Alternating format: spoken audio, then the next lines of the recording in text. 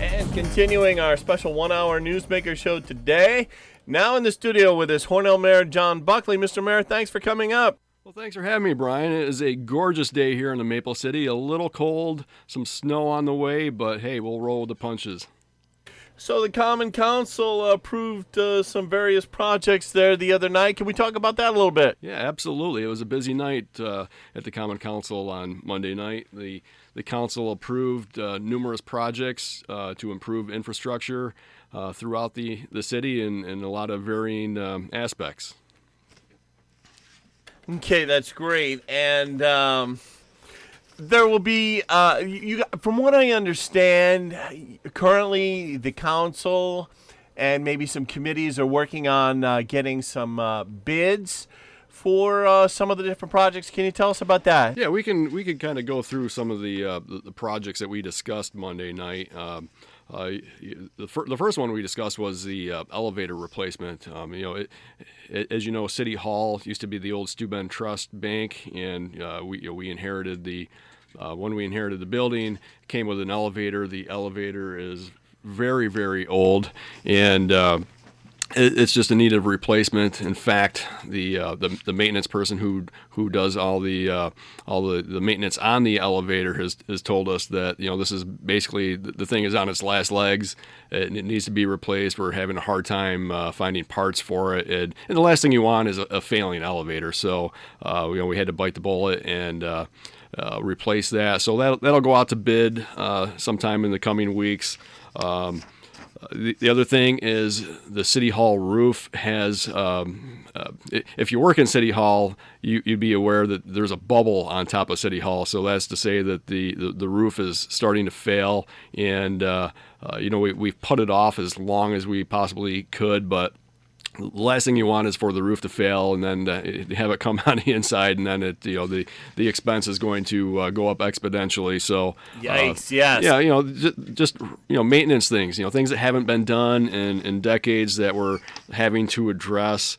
One of the nice things that we're going to do is down at James Street Park. The city of Hornell is very fortunate. We have two bookend parks, one on the northern end with Chalmette and one on the southern end with Veterans Memorial Park at James Street. And they're beautiful parks, but James Street, it needs a little TLC. It needs some fixing up. The tennis courts, they were installed early 1980s. I think 1982, 83, 84 in that time period.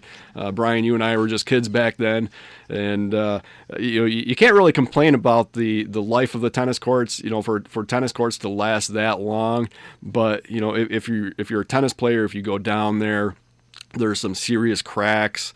The lighting is old and antiquated. The fencing, the whole thing. It's really showing its age and has been for quite some time. So, one of the things that I've been looking at since I came into office is just infrastructure across the board in Hornell. We have old, aging infrastructure.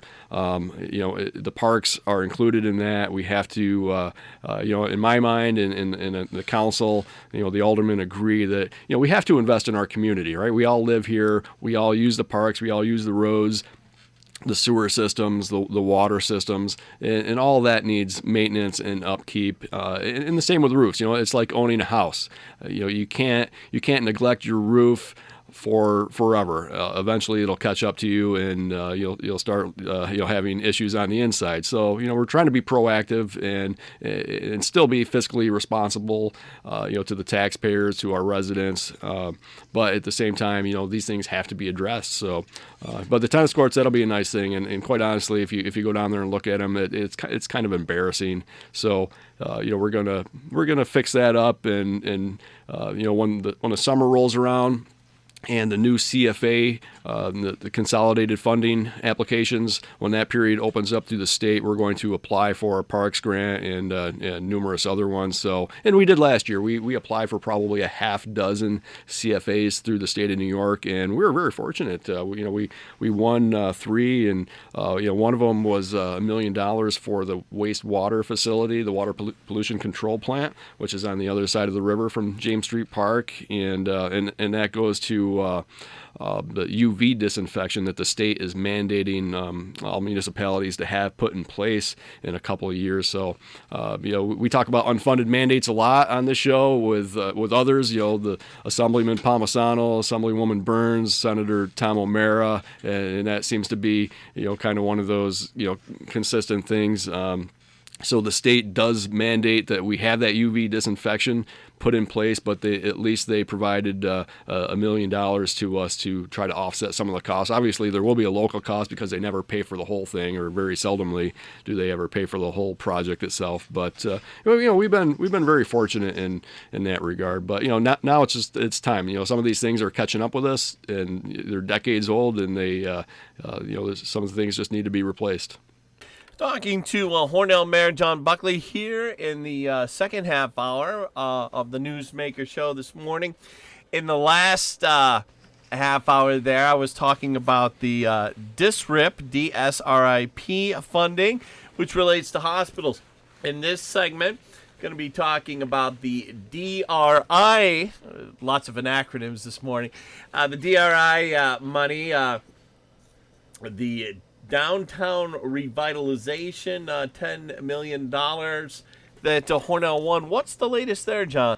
So the committee, well, speaking of acronyms, Brian, we'll have to get a chart and put it up on the wall, because the LPC, which is the Local Planning Committee, we're working hard, and we've gone through the list of projects and proposals, and we've done that a few times now. The first time was more at a glance, just to familiarize ourselves with the proposals and the projects, and the second time around, we really took a deeper dive into them and really started peeling back the layers of the onions to get into these projects, and along with our partners at the state and Bergman, who is our consulting team that was assigned to us by the state, and Kimberly Batiste. I can't say enough about Kimberly. She leads the meetings, and she's the head consultant, and they've done this numerous times. They've been involved since the DRI has been implemented in the state of New York, which was 4 years ago. So they know the ins and outs, and they I can't say enough about her and the job her and her team do. It's a lot of work, and I put it in perspective this way. When a city typically has a project, and I'll just use a bridge as an example. We identify the bridge and that needs to be replaced, and then there's a process in place to do that. First, you have to find a funding stream to do that.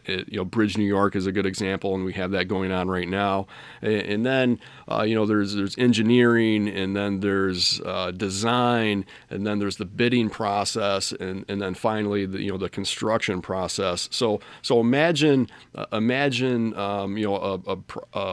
the DRI, and you have upwards of 20 proposals. So you have all these different projects and all these moving parts, and you have to do all the same procedures for all of these projects all at once. And that's really what we're talking about.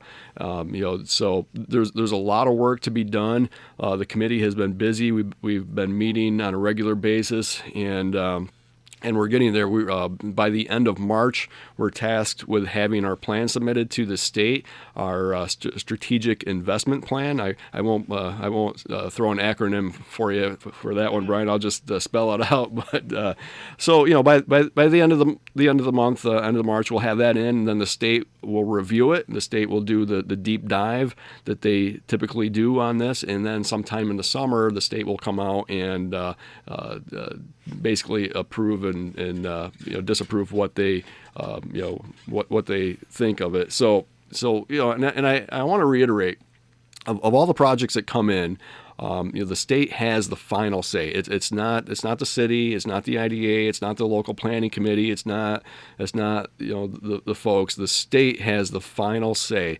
So you and I can sit here, or the local planning committee can submit all these projects and say, we love these projects. We think these are the greatest projects in sliced bread. And the state can come back and say, well, we don't like this or we don't like that, and cut it right out. So really the local planning committee is, we try to guide the process along and make recommendations, but ultimately the state says yay or nay. So, but it's a great problem to have, because I think most communities, if you gave them $10 million and you said, hey, what projects would you like to do? I think they'd all, take it on in a heartbeat. So, a lot of work to be done. We're not there yet as far as actual construction, and when are you going to see this stuff happen?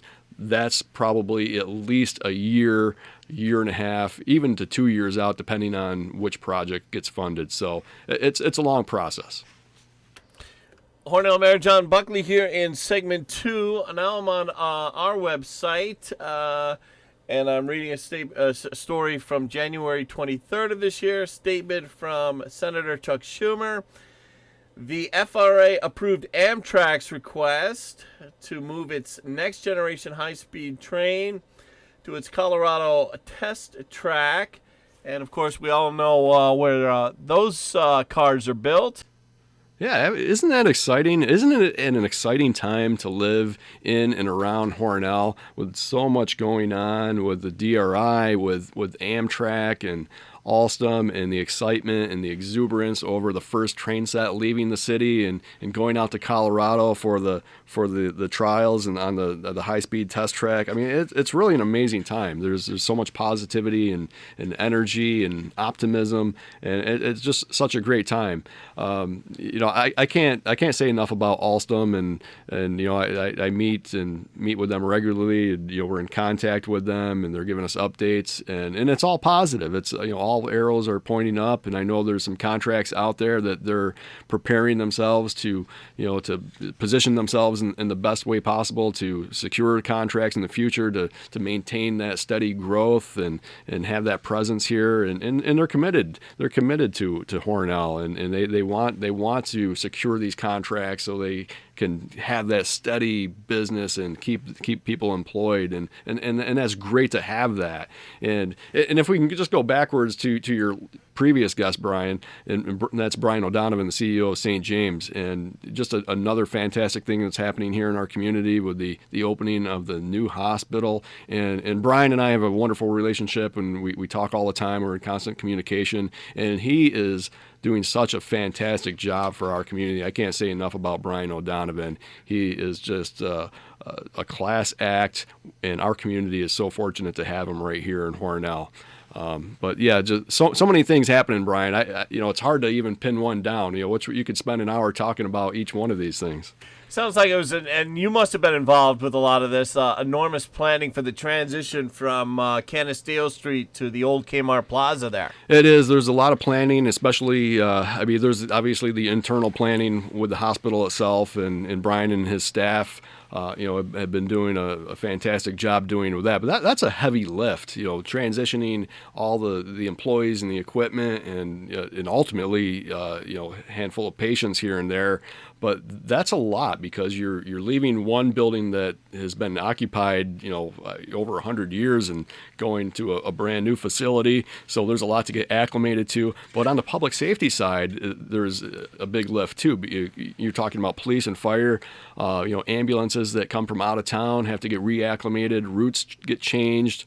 Even the DOT, the signage on Route 36 will be changed. You'll notice there's some signs on 36 that are bagged. They'll obviously unbag those, and the H will be pointing in a different direction. The hospital H. Yeah. So they must have the minute, hour, and second worked out for changing the hospital signs. There is just a ton of coordination that goes into this. It's really, it's not like you just kind of. It's not like when you buy a house, you just kind of you pull your furniture out of the old one, stick it in the new one, and there you go. There's a lot of moving parts here, and it takes a lot of coordination and a lot of work and a lot of planning over months and even years in this case. So, but hats off to everyone involved. Brian and his team have been doing a fabulous job on the public safety side. There's a lot of coordination between police and fire, and not just city, but that goes to the village as well, village in North Hornell, town of Hornellsville.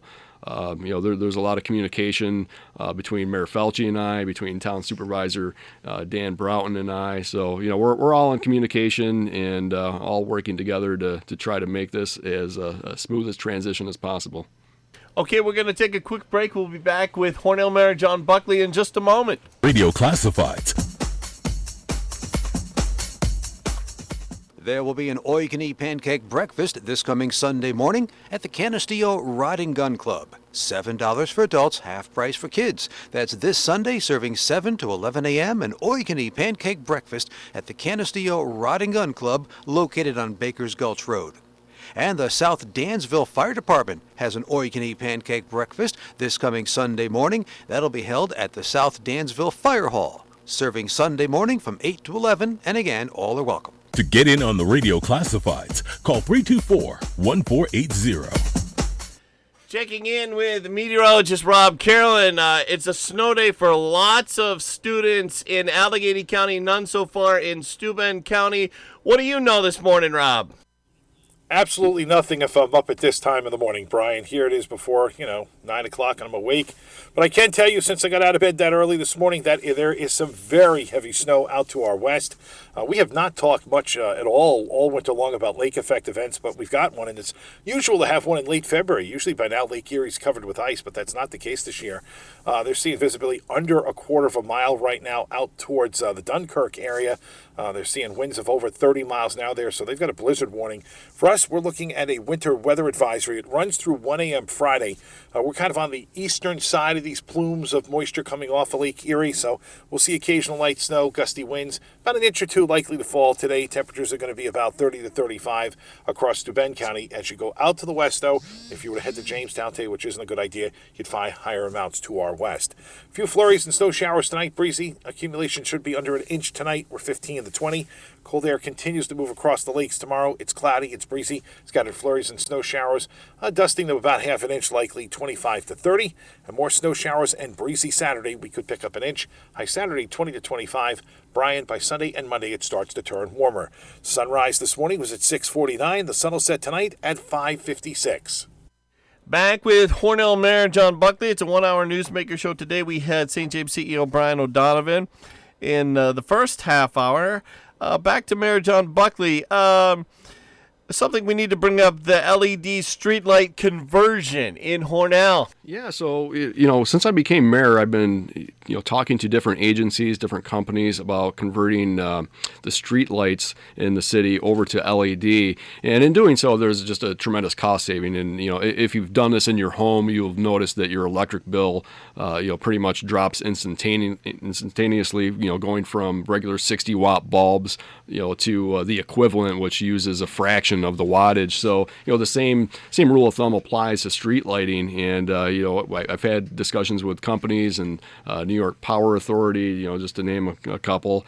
And, the problem that we ran into with a lot of these companies and programs is the municipality has to buy all the equipment from NYSEG, and then you'd be responsible for it. Well, NYSEG actually has an internal program where they will turn those over and transition those to LED themselves and still own and operate and be responsible for the maintenance and upkeep, and there's still a huge savings. So we're exploring that. The council actually authorized me to go ahead with it. We kicked it over to the Quality of Life Committee just for review. There was a lot of discussion on the color of the lights. Do we want white light versus yellow light, and the health and long-term effects that the color of light and the intensity of the light would have. So Jessica Cleveland and Steve Schinnebarger, two of our council members, are really spearheading that effort, and they're going to meet next week to resolve that. But there's going to be a huge cost savings when we do it, and